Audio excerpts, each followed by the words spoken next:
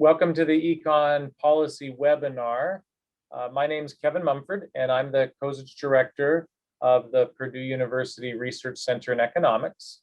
The center's mission is producing and then sharing economic empirical policy research. Our researchers, they analyze data to try to better understand how laws, regulations, policies, government programs all affect our lives. And we communicate these research findings to government, business, community leaders, as well as to the general public. And today's webinar is one part of our communication effort. We do other things, including putting out press releases, and we've also been holding a series of information sessions for government leaders at the Indiana State House just during the legislative session, similar to what we did last year.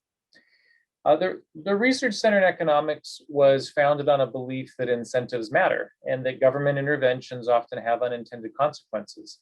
As a group of scholars, we all believe in the power of data analysis. We're not a think tank. We don't have a policy agenda. We don't speak with one voice. Each researcher follows the data towards whatever conclusions are supported by the evidence. So I'm really pleased to get to introduce you to our speaker today. Dan he's a graduate from the University of Alaska Anchorage, and he came to Purdue in 2016 as a PhD student in economics. And he's just preparing now to graduate from Purdue this summer. He's accepted a position at the U.S. Department of Agriculture in their Economic Research Service, where he will be, he will get to continue this and be a data analysis kind of person for the Department of Agriculture.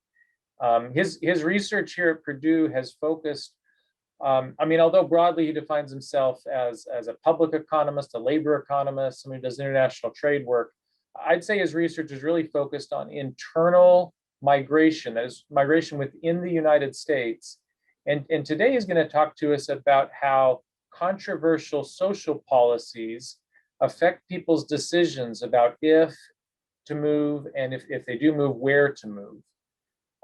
So with that, I'll say that I'm going to be watching the chat and the Q&A feature. And so at any time during the talk, feel free to type in questions.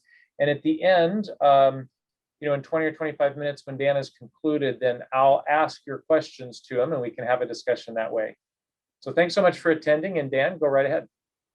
All right. Thanks, Kevin. Thanks for having me. And glad to see so many people are interested in this talk. Let's see, that view just changed for me or for everyone? Anyway. So yeah, like Kevin said, I'm interested in how social policies are affecting domestic migration and how that migration change, since it's politically motivated, might be affecting things about our politics. Particularly, I'll talk about polarization. And what allows me to study this in the US is the fact that we have the system of federalism where a lot of these kinds of decisions are made at like state or even more local levels. And so there's a lot of variation across the country in what kinds of policies we have.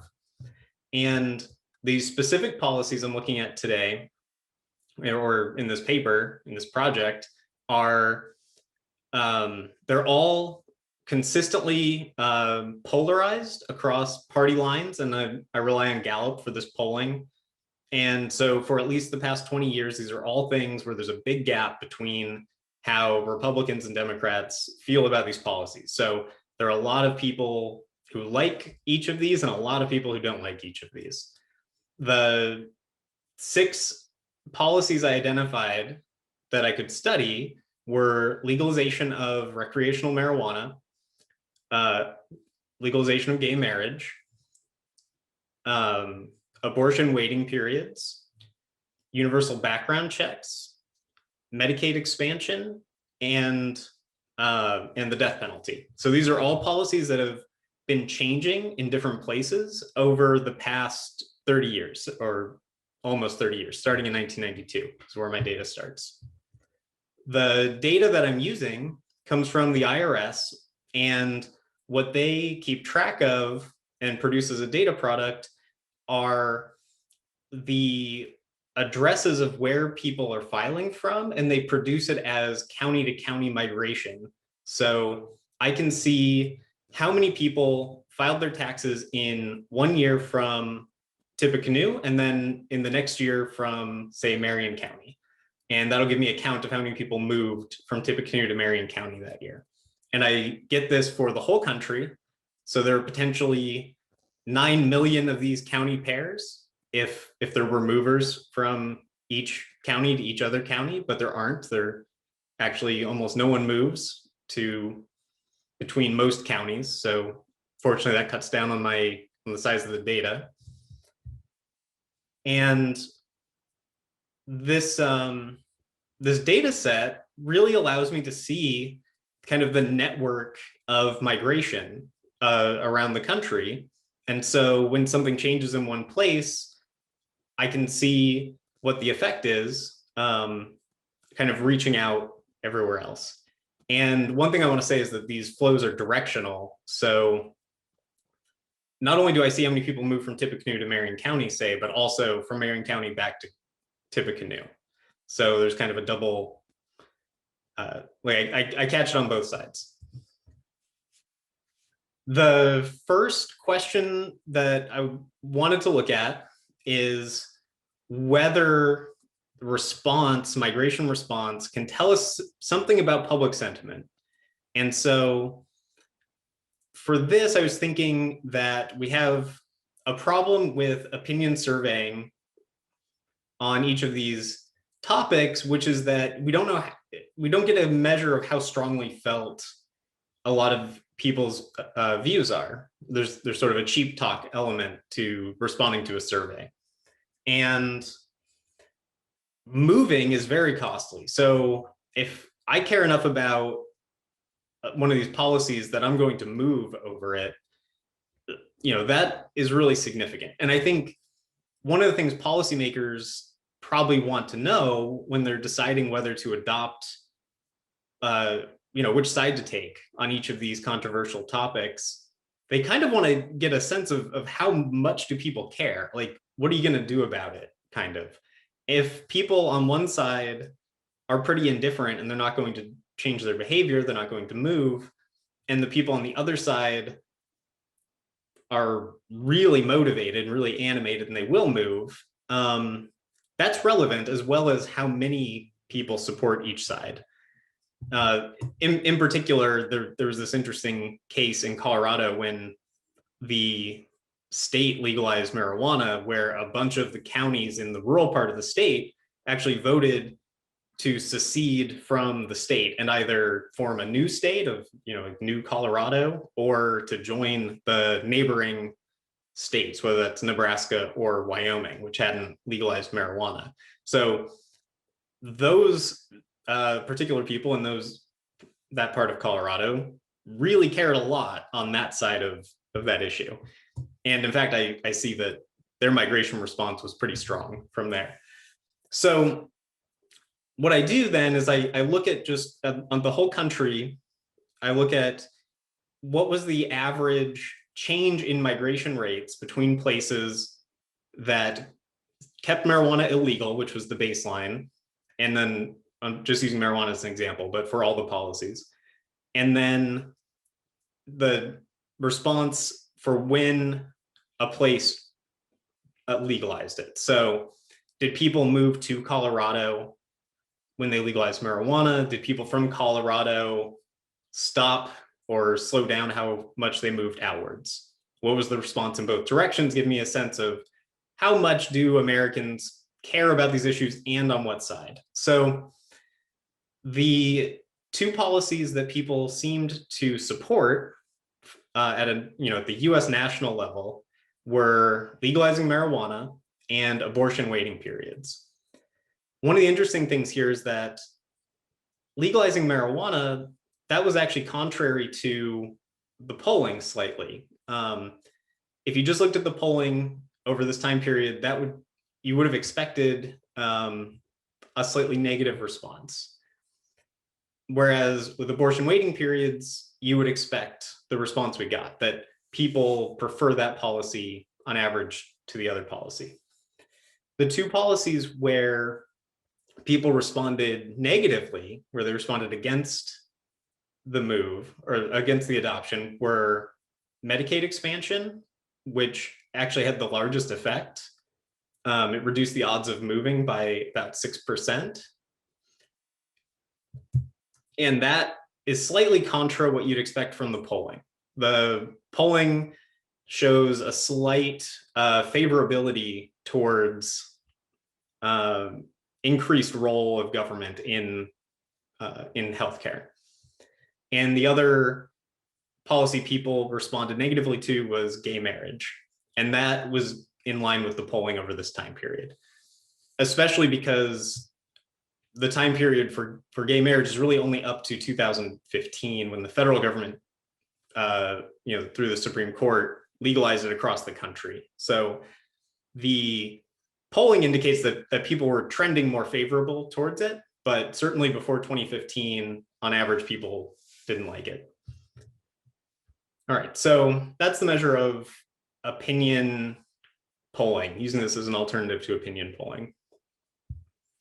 The next thing I was interested in was, what's the effect on migration? Just from having this sort of decentralized federalist system where we have the variation and states and localities get to make their own choices about what policies to have. Is that on net increasing migration? Is it decreasing migration? And my approach here was to kind of take this same like opinion polling type of idea, but bring it down to the county level and allow each county to demonstrate a preference. And then from there, I can look at whether people move more from each county, whether their response is positive or negative to each of these policy changes. And my expectation leading into this was that if we had more variation, if we had more variety in what kinds of policies people, what kind of policy options people have, that there would be more migration because there are more opportunities for people to sort. Whereas if everywhere has the same policy, then that just seems like you wouldn't have as much migration because people, this is just a dimension they don't have an option on, so they can't choose on this dimension. And the reason we kind of care about the level of migration is that there's a big open question still in economics about why migration has been declining persistently for decades. And it seems like that's leading to higher levels of income inequality, which people care about, because it doesn't seem like people are moving to places where there's more economic opportunity in the way we'd expect them to. And so there's definitely an incentive to try to answer this question, and thinking that maybe this is offsetting that a little bit was my motivation for this question. But actually it turns out that the local policies, the way they're adopted, reduces migration. And this is one of those funny things that happens a lot in, I think, social science research, or especially in economics. As soon as I saw that result, it was clear to me that I should have expected it. And it was actually the more obvious thing, and I was thinking about this wrong. So, okay, so why would having more policy options reduce migration?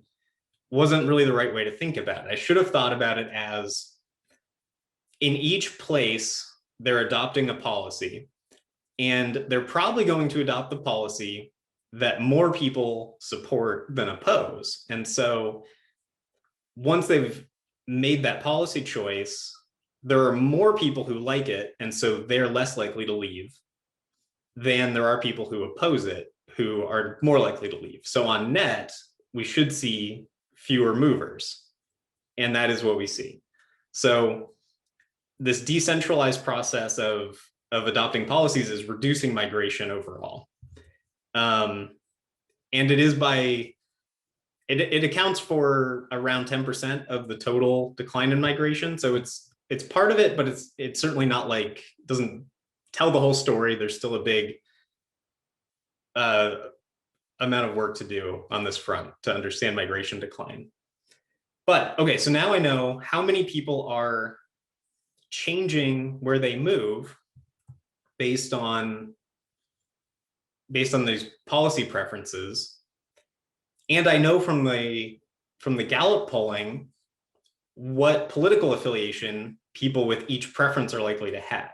So I can use that to predict how many of these movers belong to each party, of these people who decided to move over each policy. And so by looking at the change in flows of migrants and assigning them a likely political party or political affiliation, I can make a prediction about how that's going to change voting and the partisan composition of each county had the policies not changed. So when I do this and compare my predicted changes to the voting records, I get a really strong correspondence. So it seems to hold that the people who are moving somewhere that adopts gay marriage, it seems to hold that those people likely have the political affiliation I expect them to have. And when I look at this sorting, which is sometimes called homophilic sorting, so people sorting over the preferences over the policies they like and ending up kind of clustered with people who also have the same policy preferences, that kind of implies that we should see some effect on political polarization, of having more people of, a stronger partisan alignment in each place. So for this, I have data that MIT produces at the county level of presidential voting. And they produce it for the years 2000 through the present. So I don't have it going all the way back through the 90s. But for those years, 2000 through 2016, I don't have the migration data for up to 2020. So only up through the 2016 election. It was actually the case that until 2012, this sorting over controversial social policies was reducing polarization, geographic polarization, slightly. It was offsetting a trend that's been going on this whole time of rising polarization. We had this offsetting effect.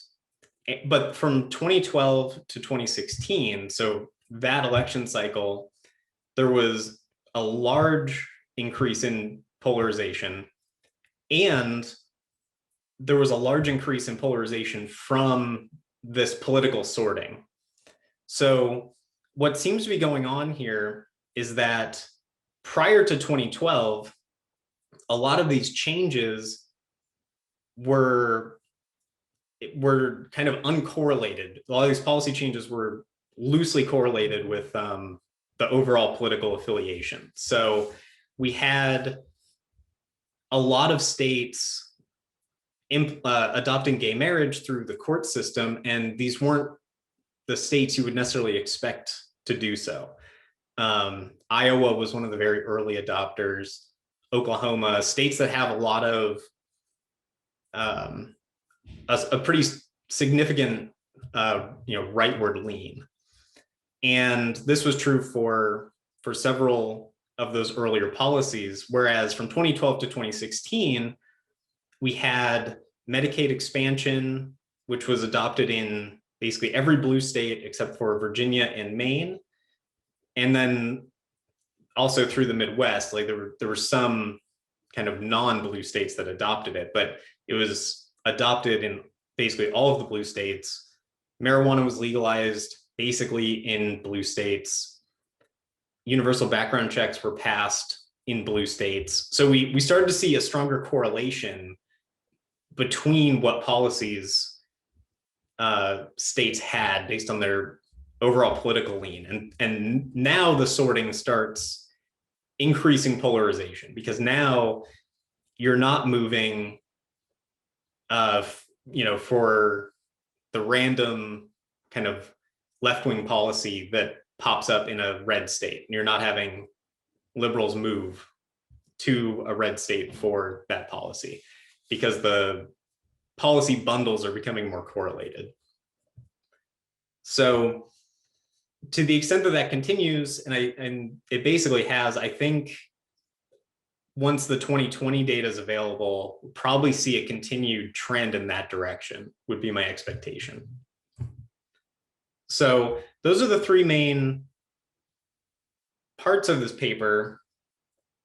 The conclusions that I would draw from this are that people are willing to move over some of these social policies in the same way we know that they'll move over fiscal policies like tax rates.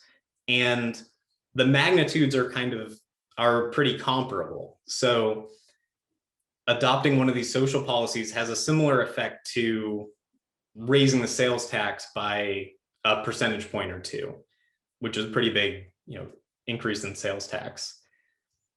But the amount, like the direction people seem to care, the direction they respond, doesn't always conform with what we'd expect from opinion polling. So on some of these, one side does seem to care more than the other. And on some of these, like the death penalty, it doesn't seem like people have very strong preferences in the sense of being willing to move over it.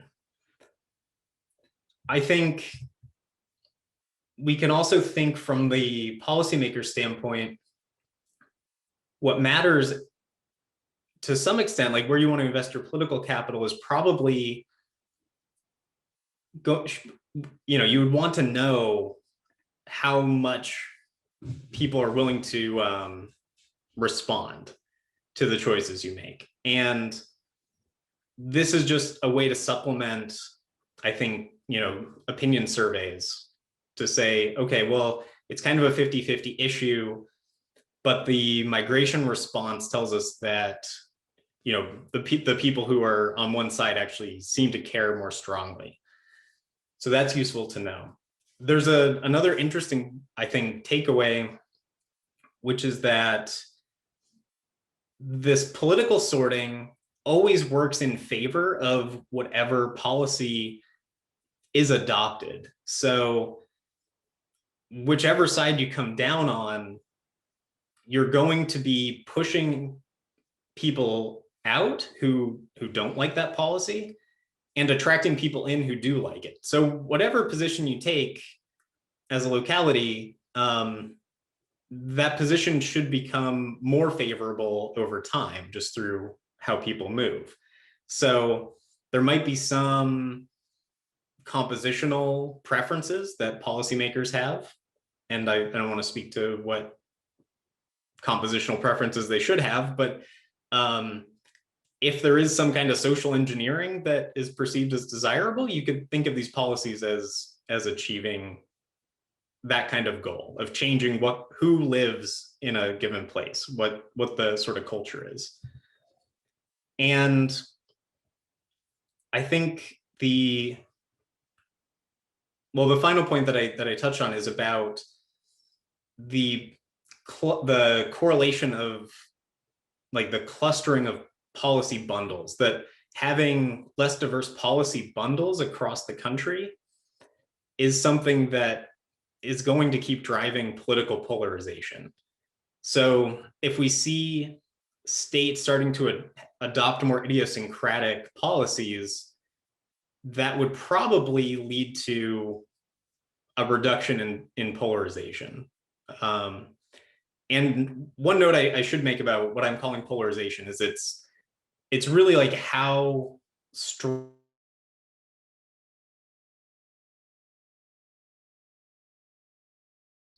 Oftentimes the measures of polarization have to do with how divided people are on given policy issues. So this is geographic polarization, which is just how politically different, how strong is the partisan lean from place to place. And that seems to be growing. And I think people have been talking about this certainly since 2016, probably before, but this, I recall it from 2016 on. People have been talking about the, kind of living in a bubble, liberal or conservative bubble, right? Where people don't know anyone who really disagrees with them, because no one who lives around them disagrees with them. No one they interact with disagrees with them. And we get more and more of that, the stronger the sorting has been over these policies.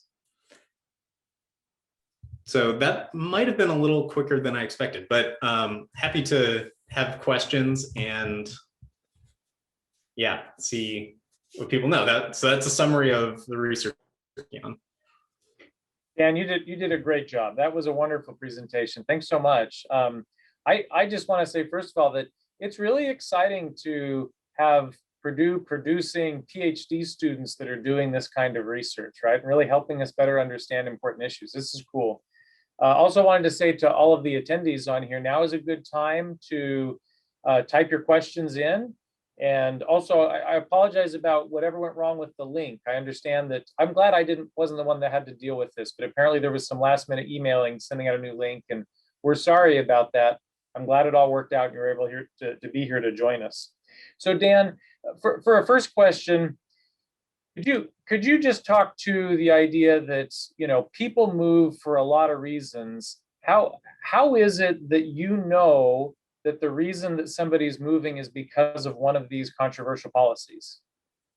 Right. So, I mean, it's certainly true that people move for a lot of reasons. And predominantly when people are asked why they move, they say they moved for employment or family reasons.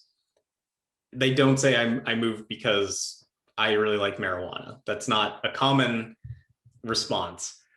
But the identification that I'm using is that the policy that changed, the thing that changed was the marijuana policy, or the, whichever of these political social policies, that's what changed. And then the response to that should speak to whether people moved for that reason versus these other reasons that presumably aren't changing at the same time. And so I have some controls for economic factors. So if wages are changing dramatically or unemployment's changing dramatically, I would pick that up as, oh, well, this is just a bad economic environment, and that happened to correspond with them adopting this social policy.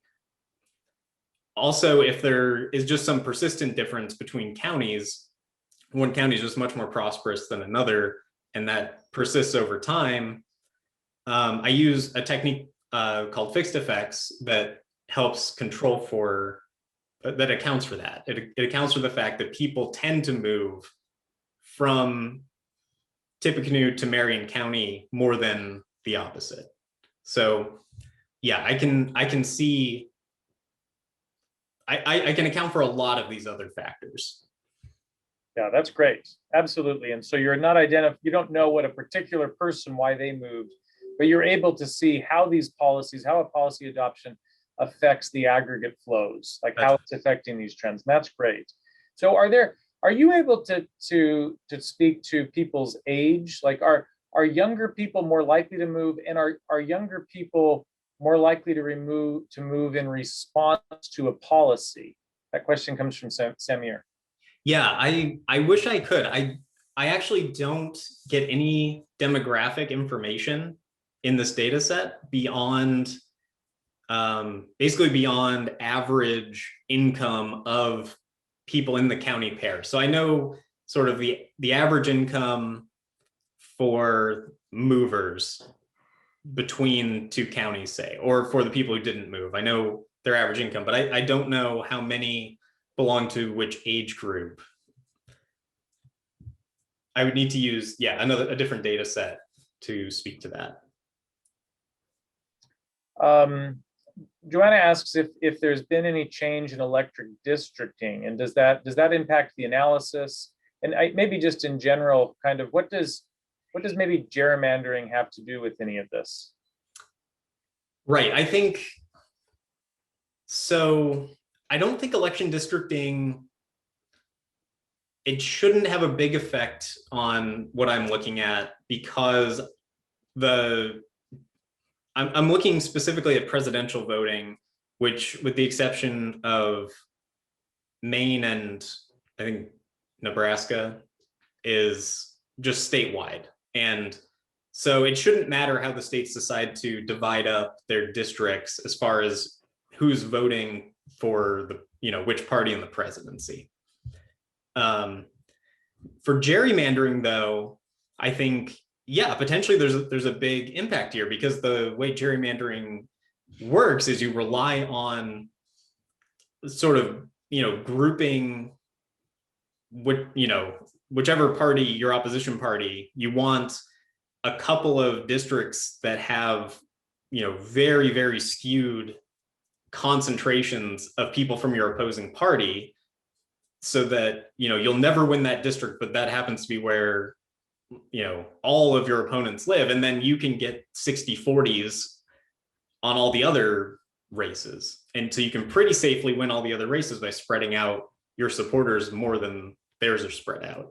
So yeah, this kind of homophilic sorting has a big impact on gerrymandering. I would also say there's a similar case to be made for just the logic of the Electoral College and who's likely to win races if states that are already strongly on one side, it just become more and more concentrated on that side. That's not getting anyone any more electoral votes. That's just reducing the odds that you're going to win other states where people from, whichever party moved out of. I've been noticing, and I'm sure this is something we've seen in the press, is just that there seems to be a fairly large gap between the polls and the election results sometimes. And does this, what you're doing is you're trying to say, rather than rely on the polls, which are just sort of a stated preference, you're going to rely on someone moving, which is clearly a very costly decision and is a revealed preference. Why do you think that there's these differences in what people are willing to say to the pollster and then what they're willing to act on? And maybe also, just if you could address, why is it that there are certain issues that people maybe just aren't willing to move over and others that they are? Yeah, that's interesting. So I think it's still a pretty open question why polling has gotten so disconnected. I know some of it is just about how hard it is to reach people. Like, you can't just call up someone's house and know that their phone's going to ring and they're probably going to answer it because the sound of the phone ringing is annoying. Now it's just as easy for me to just hang up on you, just not take your call in the first place because you're calling my cell phone. And there's obviously a big spread in who uses which type of communication device.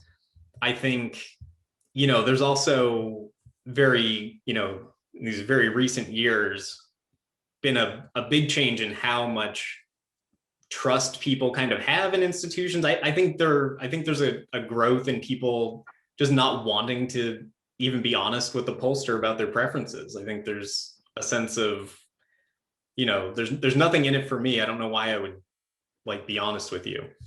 Yeah, actually, as an economist, when you think about how people respond to pollsters, it's interesting to try to think, what would the incentives actually be for how to respond? Because I don't think many people are strategic about how they respond to pollsters, but if you were, you would respond very differently than if you were being honest. So it could be people are getting a little bit more sophisticated about thinking about what could happen with how they respond to pollsters.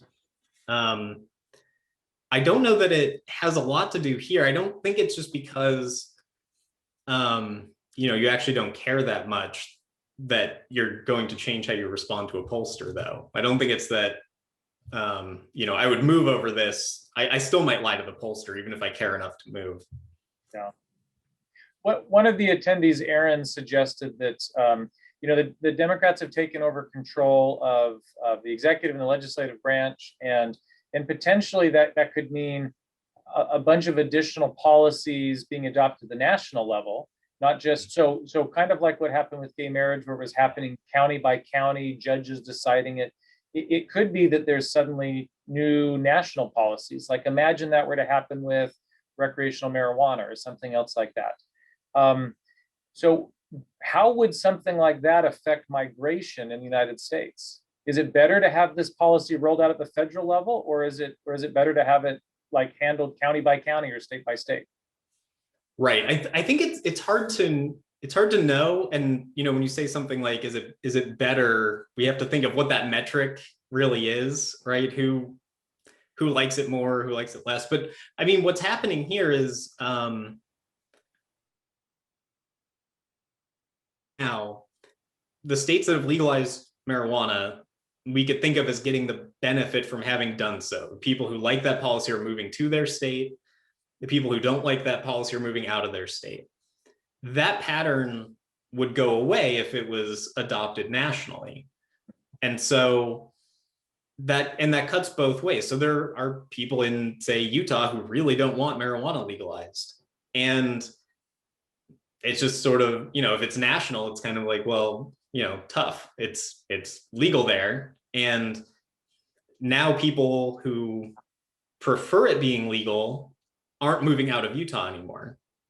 And people who don't want it to be legal aren't moving into Utah. So there would be some cultural changes, I think, because you wouldn't have as much sorting. And so the polarization effect would be in the direction of less polarization.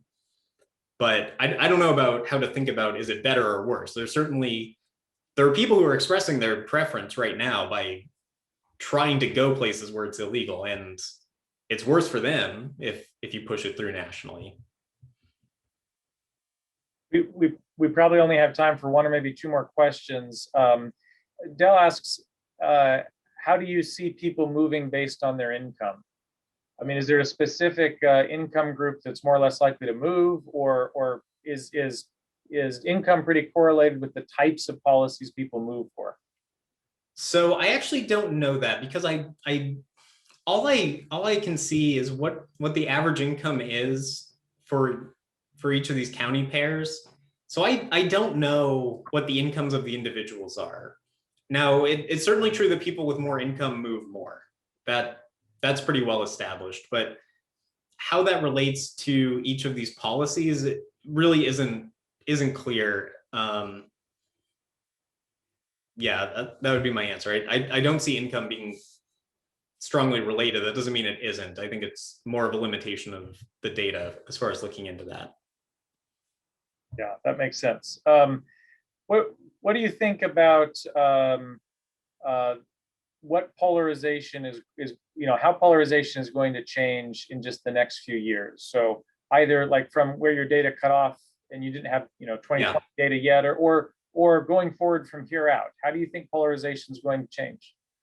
So, I mean, it relates to the previous question. It would matter a lot if national policies were adopted as far as polarization. For the few years immediately after where my data cuts off, 2017, I think, is the last policy year I have. And marijuana is legalized in a lot of states after that. Universal background checks are passed in quite a few states after that. So there are some policies that are changing, and the places where they're adopted would lead me to expect more polarization. Like I would expect to see that trend continue. On specifically on the front of marijuana, I think there's also a strong time trend in kind of the average preference. So people are really becoming more favorable to legalizing marijuana over time, even though there's still a big partisan gap in how favorable it is. I would expect to start seeing that legalized in more and more states. And I would note that there are a number of Republican congressmen who are coming around on either legalization or doing some kind of like drug scheduling reform. Mm-hmm. So it might become substantially less criminal over time. I wouldn't be surprised to see that. Maybe just a couple of concluding comments, not questions for you, but Joanna just mentions that in her Dallas-Fort Worth suburb, that she's seen people leaving, she thinks because of the policies being adopted there. Mm-hmm. And another kind of interesting question, more of a comment here was, have you considered adding in police policies and looking for, with all of this new interest in policing strategies, is that something that people are willing to move over? Yeah, that would be an interesting one. The Gallup polling that I've mentioned a few times definitely shows a gap showing up there in recent years. Back in like 2000, there wasn't a huge gap in how people perceived the police across parties, but it has opened up over time. So I would definitely be interested in that. One of the things that I generated while I was doing this project to speak to the people moving out of Dallas part specifically was a map of the partisan swing from all the policies put together. And there are things that stand out. And in particular, Dallas becoming more blue is something that stands out in that policy. So yeah, so that's interesting. Well, Dan, thanks so much. I really appreciate you being here to do this presentation for us. It's just, it's great and it's very interesting. And I'm a little surprised to hear that things like the death penalty are just, even though people may have strongly held beliefs, they're not enough to make somebody want to take on the expense of moving. You just don't see movement over the death penalty. And then things like Medicaid expansion, the fact that that had, at least on one side, just very strong impacts on people moving over the adoption of that policy. I mean, that really tells you something about strongly held beliefs. Mm-hmm. Yeah, very, very, very interesting. Just thank you, Dan, and also thanks to everyone who came to attend this economic policy webinar. I hope you enjoyed the opportunity to learn more about this important policy, these important policy issues and how it affects migration. And like you, I care a lot about policy, and I look forward to future opportunities to engage with scholars who use data to estimate the effects of laws and regulations and government programs. I invite you to help PURCE with our mission to share empirical policy relevant research findings. You can find out more about our research. You can find out more about it on our website. And I invite you to consider donating to support our current initiatives, providing special educational opportunities for students and information sessions for government leaders. Thank you so much for attending the broadcast today. And this is going to conclude our webinar. Thank you.